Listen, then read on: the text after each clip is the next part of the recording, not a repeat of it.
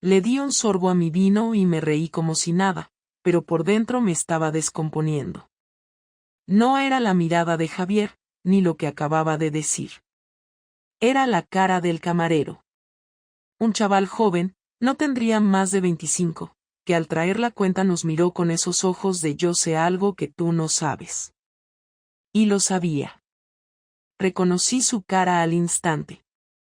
No por haberlo visto antes, sino porque hace 5 días lo tenía desnudo frente a mí, en una cama de hotel, preguntándome si de verdad era la primera vez que engañaba a mi marido. No respondí entonces. Ni respondí ahora, cuando volvió a la mesa con el datáfono y mi marido le dio las gracias sin sospechar nada. Yo me limité a sonreír, a levantar la copa y brindar por nuestro aniversario número 12. Por nosotros, dije. Javier repitió, por nosotros, sin notar el temblor leve en mi mano. Lo curioso es que yo tampoco sabía muy bien qué estaba celebrando. ¿Nuestro matrimonio? ¿Mi doble vida? La adrenalina de que alguien tan joven y atrevido como ese camarero se hubiese fijado en mí, o la culpa de saber que ya no podía mirar a Javier a los ojos sin pensar en el cuerpo de otro. Todo se había salido de control en solo una semana. Y lo peor, es que yo misma abrí la puerta. El lunes siguiente fue uno de esos días donde todo parece normal desde fuera, pero por dentro uno camina sobre una cuerda floja. Me levanté temprano, preparé café, puse una lavadora y me vestí como cualquier otro día. Javier había salido ya hacia el despacho, como siempre a las 8 en punto, sin besarme siquiera. Últimamente se había vuelto mecánico, distante, pero no frío. Y eso era lo que me confundía. No era desamor, era otra cosa. Como si estuviera esperando algo. Como si ya supiera algo. A eso de las 11, me llegó un mensaje de Laura, su compañera de trabajo. ¿Estás bien? Hoy Javier ha venido con una cara. Me quedé mirando el texto un momento largo antes de contestar. Le puse que sí, que todo bien, que debía de ser el tráfico o alguna reunión tensa. Lo curioso es que no había mencionado a Javier en absoluto. Solo dijo una cara. Y la forma en que lo dijo no era casual. Decidí no pensar más en eso. Salí a hacer unas compras, me encontré con una vecina, charlamos un poco de la nueva panadería, del tiempo, de cosas sin importancia. Yo sonreía, respondía, hasta reí en un momento, pero todo era automático. No podía dejar de pensar en la noche del restaurante. En el camarero. En que Javier no había hecho ni una pregunta al respecto. Y eso era lo que me inquietaba más que cualquier escena, cualquier pelea, cualquier sospecha evidente. Su silencio. Su calma. Javier era de esos hombres que cuando algo no le encajaba, lo soltaba al instante. Siempre fue directo, incluso a veces demasiado.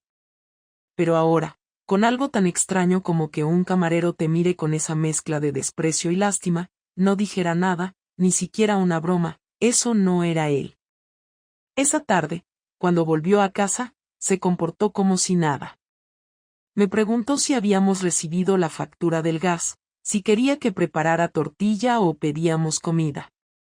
Era raro, porque desde cuando él proponía cocinar un lunes. Dije que tortilla. Cocinamos juntos, y durante toda la cena mantuvo una charla normal, hasta alegre. Me preguntó por mi madre, por una amiga mía de la que apenas hablaba. Me escuchaba, me miraba con atención, como si estuviera grabando cada gesto, cada palabra, cada reacción. Lo noté cuando mencionó a un restaurante nuevo cerca del puerto, que había visto buenas reseñas y que podríamos ir el próximo fin de semana. Yo asentí sin pensar, pero él me observó. No el asentimiento, sino lo rápido que respondí, como si me pillara en algo. Después de cenar, se ofreció a fregar los platos. Eso sí que era nuevo. Me quedé en el sofá, con el móvil, sin hacer nada concreto. Revisé el Instagram, las noticias, pero no procesaba nada. Cuando terminó, se sentó a mi lado y me preguntó, con un tono tranquilo pero directo, ¿te sientes bien últimamente? Tardé unos segundos en contestar. Le dije que sí, un poco estresada, pero bien. Asintió y no dijo nada más. Encendió la tele, puso una serie que habíamos visto 1000 veces, y no volvió a mirarme en toda la noche. El miércoles, 2 días después, todo cambió. Me llamó su hermana, Laura, de nuevo. Esta vez no mandó un mensaje. Llamó directamente. Contesté pensando que era algo de sus padres, pero no. Su voz sonaba incómoda, como si no supiera si hablar o no. Elena, necesito preguntarte algo y espero que no te lo tomes mal. ¿Tú sabes algo sobre una conversación que tuvo Javier con un amigo suyo, Gonzalo? Lo digo porque me llamó para contarme una cosa rara. Dice que Javier está muy raro, que lo pilló preguntando por un chico joven que trabaja en un restaurante en el centro. Que lo describía con todo detalle, como si lo hubiera estado siguiendo. Sentí una presión en el pecho que no supe disimular. Le dije que no tenía idea de qué hablaba. Laura no insistió, dijo solo bueno, me parecía raro, perdona si te molesté. Cuando colgué, me quedé un buen rato mirando el suelo. Javier me había visto. O al menos había entendido algo. No necesitaba pruebas.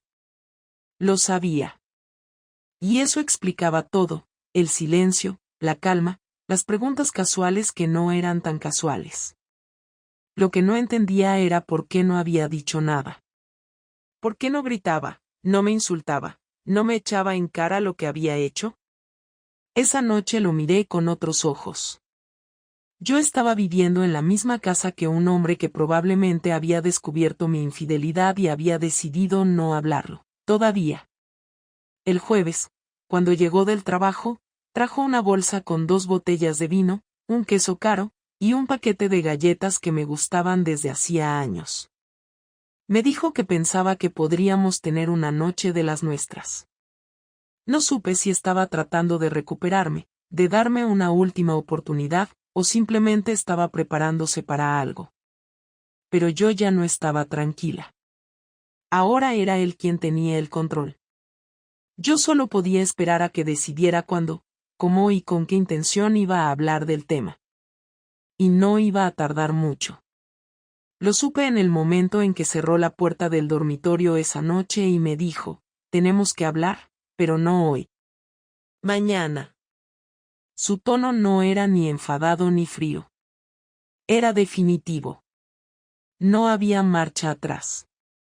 Me desperté temprano ese viernes, aunque no había dormido más de 3 horas.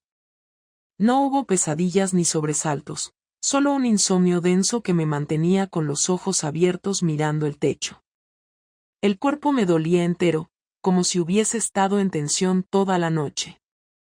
Cuando Javier se levantó, no dijo nada. Se duchó, se vistió y salió al salón. Yo lo escuchaba moverse por la casa con esa calma que ya no podía entender si era control o resignación. A las 8:30 preparó café y tostadas.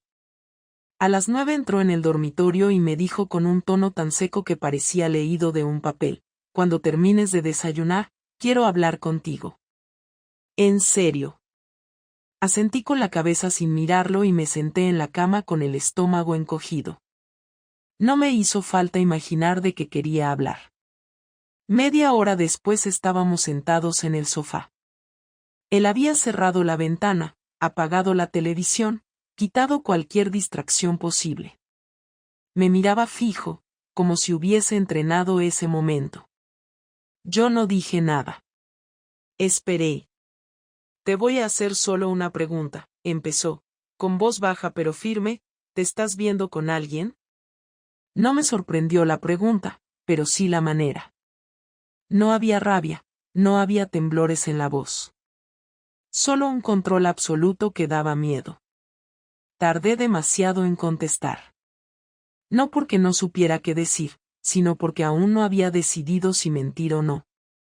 Finalmente, Dije lo que pensé que lo calmaría. Noel soltó una pequeña risa, casi imperceptible, y se recostó hacia atrás, como si eso confirmara algo que ya sabía. No te lo pregunté para que me mintieras. Te lo pregunté para ver si tenías al menos la decencia de decirme la verdad en mi cara. Ahí sí noté algo en su voz, no enojo, sino desprecio. Me quedé callada. Sentí que cualquier cosa que dijera solo iba a empeorar lo que ya estaba mal. Él se inclinó hacia adelante y apoyó los codos en las rodillas. Sé lo del camarero, Elena. Lo vi en el restaurante. Lo reconocí por cómo te miró, por cómo lo miraste tú. No hizo falta más. Pero por si acaso, también fui al sitio 2 días después. Hablé con él. Dije que eras mi prima. No hizo falta presionarlo. Me contó que había sido varias veces, que una vez incluso fuiste sola. Que te sentaste en una mesa al fondo y estuvisteis juntos 2 horas. No me dijo más, pero tampoco hizo falta. No reaccioné. No lloré, no grité, no intenté negarlo. Me limité a bajar la mirada y aceptar que el silencio ya no servía de refugio. Él continuó, no me interesa saber los detalles. No quiero que me expliques cuándo empezó, ni por qué, ni si fue solo una vez o 20. No me interesa. Solo quiero que me digas si esto es algo que vas a seguir haciendo. Porque si lo es, no me molestes con disculpas. No intentes arreglar lo que ya está roto. Respiré hondo, busqué una frase que no sonara como excusa, pero todo lo que se me ocurría era una mierda. Así que lo dije, sin adornos, pasó una vez. No fue planeado. No lo busqué. Me sentí confundida, vacía, y cuando me di cuenta, ya estaba en ello. Javier se levantó del sofá sin mirarme. Caminó hasta la cocina, abrió el grifo, llenó un vaso con agua, lo dejó sobre la encimera sin beberlo y volvió. Se quedó de pie, mirándome como si no me conociera. No quiero escuchar que estabas confundida. No eres una niña. Tienes 35 años. Llevamos 12 casados. Tú sabes perfectamente lo que estabas haciendo. No supe qué responderle. No había una réplica posible. Tenía razón. No podía escudarme en el vacío existencial o en la rutina. Yo había tomado decisiones. Él se sentó de nuevo, cruzó los brazos y dijo, ¿sabes qué es lo que más me jode? Que ni siquiera tuviste el coraje de decirme la verdad cuando te pregunté. Me mentiste. A la cara. Como si fuera imbécil. Como si no te conociera lo suficiente para saber cuando estás mintiendo. Mi voz salió temblorosa, pero clara, lo hice porque pensé que si lo decía, se acababa todo. Él sonrió, una sonrisa amarga. No, Elena. Se acabó en el momento en que lo hiciste, no ahora. Se hizo un silencio largo, incómodo. Yo sentía que si me movía 1 centímetro, todo se rompería en 1000 pedazos. Entonces él dijo lo que más me dolió. No te odio. Pero ya no te respeto. Y si no hay respeto, no hay nada. No hubo más gritos, ni escenas. Solo esa frase que me dejó helada. No se levantó, no me pidió que me fuera, no anunció ninguna decisión. Solo se quedó ahí, en silencio, como si ya no tuviera energía para discutir. Yo me quedé mirando mis manos, sin saber qué hacer con ellas. No intenté tocarlo, no me acerqué, no pedí perdón. No porque no lo sintiera, sino porque entendí que ya no tenía ningún valor. Nos quedamos así, sentados uno frente al otro, durante casi 1 hora. Él se levantó, se fue al dormitorio y cerró la puerta. Yo me quedé en el sofá, con la misma ropa, sin moverme. No sabía si debía quedarme o irme, si debía hablar o dejarlo en paz. Solo sabía que todo había cambiado, y no había forma de volver atrás. durante todo el sábado Javier no pronunció una palabra. Se levantó antes que yo, se duchó, preparó café solo para él, se sentó en la mesa del comedor y desayunó en silencio. No puso música, no encendió la televisión, no revisó el móvil. Cuando terminé de vestirme y salí al salón, él ya se había ido. No dejó nota ni mensaje. Volvió al final de la tarde, cargando una bolsa del supermercado, y preparó la cena sin dirigirme la palabra. Comimos frente a frente, sin mirarnos más de 2 segundos seguidos. Yo intentaba mantener la compostura, actuar con naturalidad, pero la tensión en el ambiente era tan clara que incluso el sonido del tenedor al tocar el plato parecía una provocación. Después de cenar, él limpió todo, se duchó de nuevo y se encerró en el despacho. Yo me quedé sola en el salón, sintiéndome como una extraña en mi propia casa. El domingo por la mañana, me desperté con el sonido de puertas abriéndose y cerrándose. Pensé que era Javier saliendo a correr o al gimnasio, pero cuando me asomé al pasillo, vi que estaba vaciando cajones.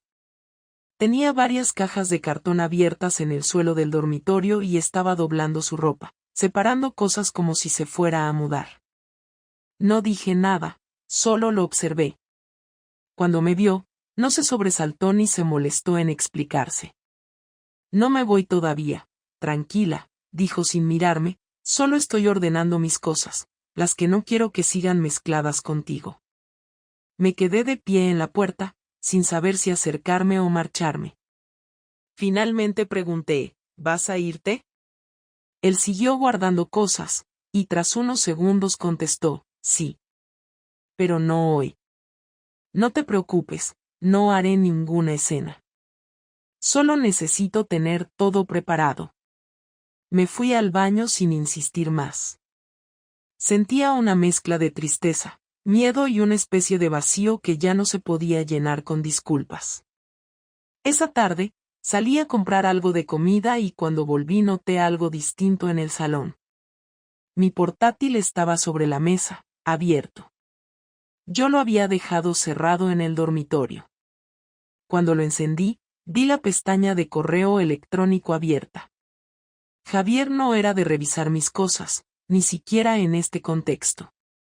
Pero claramente había empezado a hacerlo. Cerré el portátil de golpe y lo guardé. Ya no había lugar para la privacidad, ni siquiera para el respeto básico. Lo peor fue esa sensación de no saber qué más podía hacer él, qué decisiones estaba tomando mientras yo apenas lograba entender en qué momento todo se había derrumbado por completo. El lunes por la mañana llegó la primera señal clara de su venganza. Me llamó Ana, la directora del instituto donde trabajo. Fue directa, necesito que vengas a hablar conmigo a primera hora. No me dio más detalles. Cuando llegué, me recibió con una cara tensa, y en cuanto cerró la puerta de su despacho, dejó una hoja sobre la mesa. Era una carta anónima, escrita en un tono formal pero brutalmente detallado, donde se relataban conductas impropias de una docente con un joven trabajador del sector hostelero. No usaba mi nombre, pero la descripción era tan específica que no quedaban dudas de que se refería a mí. Ana no me acusó directamente, pero su cara lo decía todo. No puedo ignorar esto, Elena. Tengo que abrir un protocolo de revisión, al menos para que conste que se ha tratado. Asentí en silencio, incapaz de defenderme. Sabía perfectamente quién había escrito eso. Javier no me gritó, no me humilló, pero me estaba quitando algo que para mí era esencial, mi imagen profesional, mi reputación. Estaba usando la parte más valiosa de mi vida como arma para hundirme sin tocarme. Al volver a casa, él estaba en el salón viendo televisión, como si nada. Apagué la tele con el mando y le pregunté, ¿por qué hiciste eso? No respondió al instante, solo me miró, cruzó los brazos y dijo, porque no tengo ningún interés en proteger tu prestigio cuando tú no protegiste nuestro matrimonio. Me acerqué un paso y volví a insistir. ¿Vas a destruirlo todo, así? Su respuesta fue clara, no. Solo lo suficiente para que entiendas lo que es perder algo que valoras. No tenía intención de arrastrarme públicamente, pero sí de hacerme daño en lo más íntimo, de dejarme sin excusas ni escapatoria. Esa misma noche, recibí un mensaje de la madre de Javier. No hablábamos muy seguido, pero siempre habíamos tenido una buena relación. Su mensaje era breve: solo quiero que sepas que estoy del lado de Javier. No necesito más detalles. No contesté. Cerré el móvil y lo dejé en la mesa. Sentí como todo a mi alrededor se iba quedando sin suelo. Javier no estaba rompiendo platos ni gritando por los pasillos. No estaba publicando cosas en redes ni insultándome por mensaje. Su venganza era lenta, precisa, silenciosa. Y lo peor era que funcionaba. Cada pequeño gesto suyo me quitaba algo. Una amiga en común me canceló un café que teníamos programado. Otro amigo compartido no contestó mi llamada. Mi mundo se estaba reduciendo sin que nadie hiciera ruido. Él no quería que sufriera de golpe, quería que cada día perdiera un poco más, que entendiera la soledad de quien ya no tiene el respeto de nadie. Para el jueves, ya no dormía más de 3 horas seguidas. Cada vez que él entraba en una habitación, me tensaba. Cada vez que él salía de casa, me preguntaba si sería la última vez. Yo ya no era una persona entera. Y él, sin levantar la voz, lo sabía. La tarde del domingo, una semana después de aquella cena en silencio, él entró al salón donde yo estaba sentada desde hacía más de 1 hora mirando sin ver la pantalla del televisor. Había algo diferente en su forma de caminar, no era rabia, no era prisa, era determinación. Se sentó en la butaca frente a mí y durante unos segundos no dijo nada. Yo tampoco. Solo nos quedamos ahí, uno frente al otro, respirando el mismo aire, sin saber exactamente cómo empezar. Finalmente, habló. No quiero seguir así, Elena. Esta casa se ha convertido en una sala de espera, y ya no tiene sentido que nos sigamos evitando, hiriendo de manera pasiva. Necesitamos hablar seriamente y decidir qué vamos a hacer con esto. Yo asentí con un gesto, con esa mezcla de miedo y alivio que solo se siente cuando sabes que algo malo va a pasar, pero al menos vas a dejar de adivinar cuándo. No sé qué quieres escuchar, dije, intentando que mi voz no se rompiera. No tengo una defensa, no tengo una justificación que cambie lo que pasó. No puedo darte una explicación que tenga sentido, porque ni siquiera para mí lo tuvo. Él respiró hondo, apoyó los codos sobre sus rodillas, y me miró como si esperara que de mis palabras saliera algo nuevo, algo que todavía no hubiese considerado. Pero lo que escuchó fue lo mismo que ya intuía. Yo no me levanté un día y decidí traicionarte. No tenía un plan, no tenía intención de hacer daño. Me sentía vacía, desplazada, fuera de todo, incluso de mí misma. Y cuando ese chico apareció, me hizo sentir vista, deseada, como si aún pudiera ser alguien más que la esposa de Javier, la mujer predecible que siempre sabe lo que va a pasar. Fue estúpido, sí, y fue egoísta. Pero no fue algo frío. Fue confusión. Fue descontrol. Él se quedó callado. No hubo reacciones, ni gestos de sorpresa, ni negaciones. Ya lo sabía todo, y cada palabra mía era solo una pieza más en el rompecabezas que ya tenía armado. Finalmente, preguntó, ¿tú crees que yo no me he sentido fuera de lugar en este matrimonio?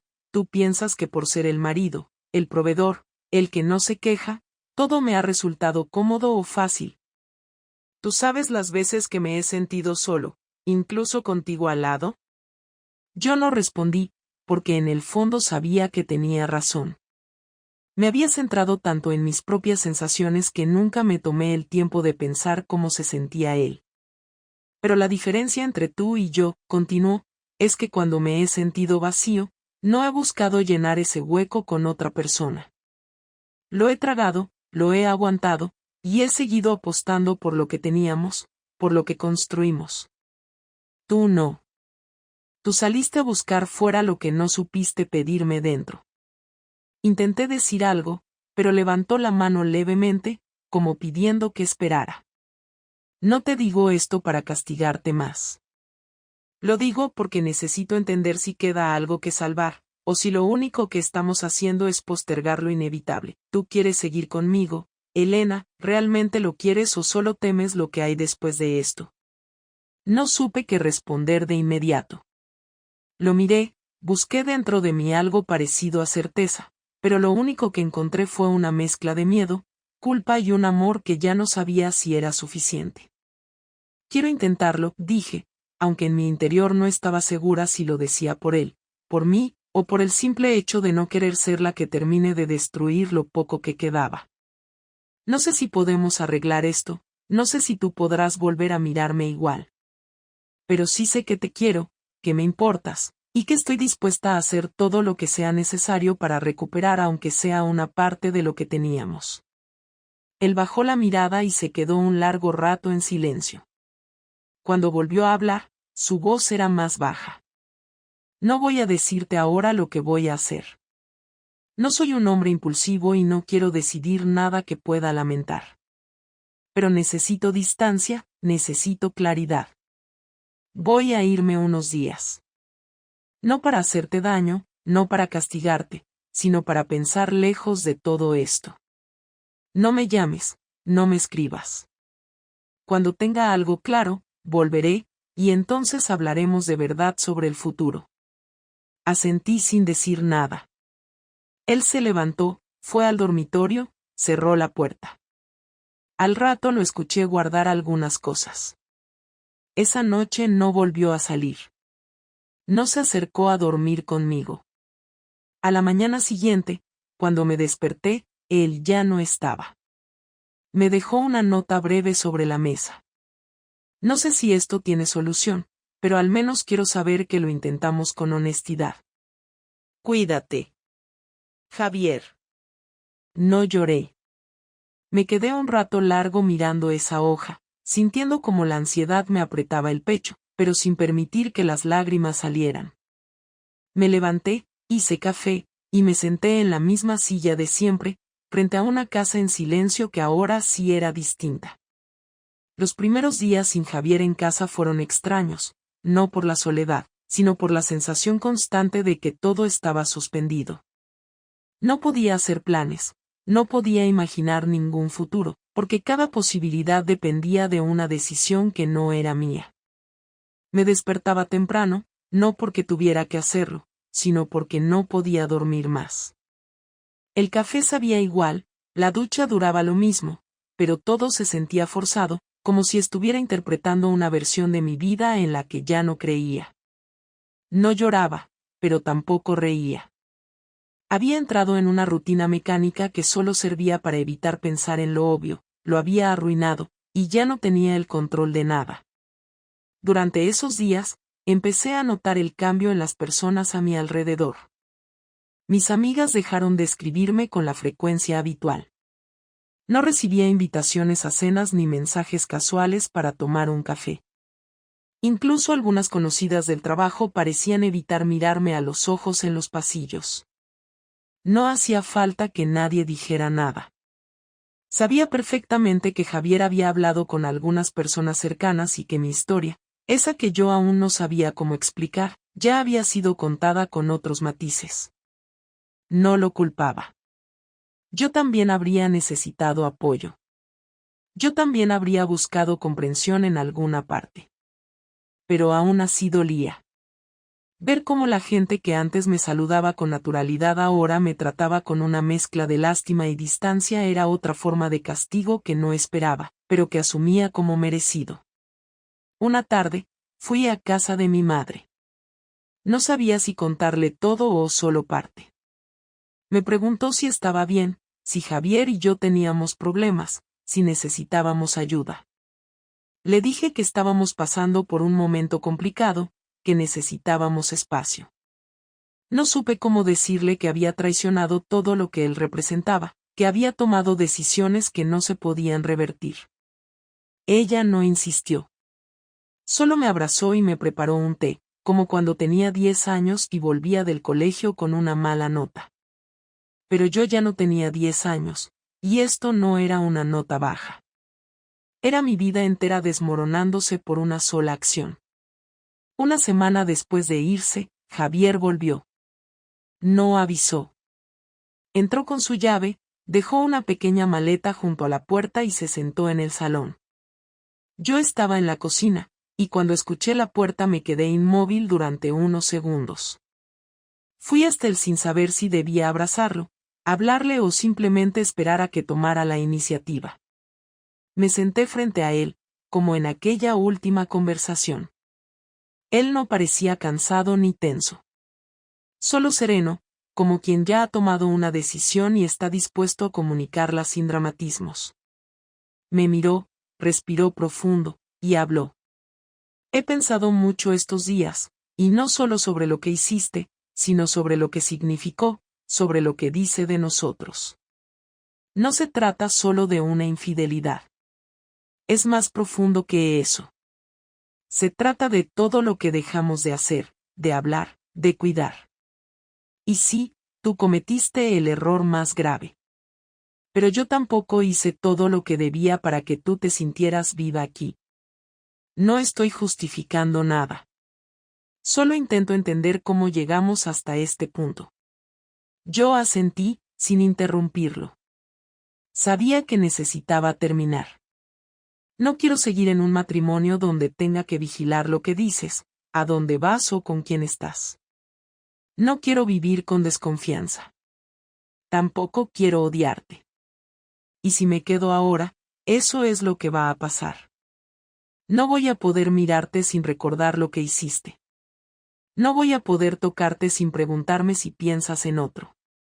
Así que me voy. Esta vez de verdad. He alquilado un piso cerca del trabajo. Ya he hablado con un abogado. No quiero guerra. No quiero hacerte daño. Solo quiero empezar de cero. Y creo que tú también deberías hacerlo. Me quedé en silencio. Sentí un nudo en el estómago, pero no discutí. No intenté convencerlo. No pedí otra oportunidad. Porque entendí que no había más espacio para eso. Todo lo que debía decirse ya se había dicho. Todo lo que debía intentarse ya se había intentado. Lo único que quedaba era aceptar. Te entiendo, dije, con la voz baja. Te agradezco que me lo digas así. Sin odio. Sin violencia. Él asintió. Se levantó, fue al dormitorio, recogió unas pocas cosas, y antes de salir, dijo algo que no esperaba. Cuídate, Elena. No te pierdas más. Luego cerró la puerta y se fue. Pasaron 2 semanas desde que se fue. Firmamos los papeles con tranquilidad, sin escándalos. La casa está más vacía, pero no solo por la ausencia física. Lo que más se nota es el silencio real, ese que ya no es tenso, sino definitivo. No tengo grandes conclusiones ni moralejas. No hay redención inmediata ni camino claro. Lo único que tengo es el aprendizaje de haber tocado fondo por mis propias decisiones, y la certeza de que todo lo que viene ahora será nuevo, para bien o para mal, pero será mío. No sé si volveré a estar en pareja, no sé si quiero. No sé si Javier volverá algún día a hablarme como antes. Pero sí sé que si alguna vez lo hace, no será por compasión, sino porque ambos habremos cambiado lo suficiente como para poder mirarnos de nuevo sin rencor. Y por ahora, eso es todo lo que puedo esperar.